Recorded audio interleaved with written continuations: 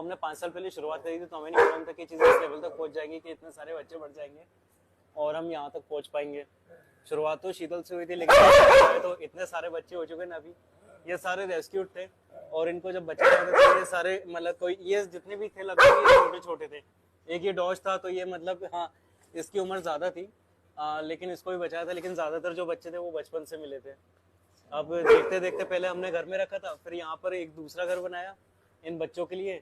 तो उस टाइम पे हमने एक रेस्क्यू का मतलब जैसे अपील डाली थी हमने कि क्या कहते हैं फंड रेजर के लिए अपील डाली थी, क्योंकि देखो कहीं ना हम लोग एग्जॉस्ट हो चुके थे। तो कहीं ना कहीं हम लोग एग्जॉस्ट हो चुके थे कि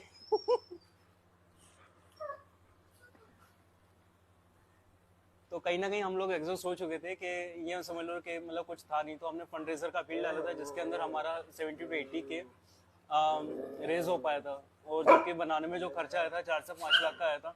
तो उस टाइम पे कुछ था नहीं सोर्स, तो मतलब उस टाइम पे हमने जैसे क्या कहते हैं तो हमने लोन उठा लिया था उस टाइम पे।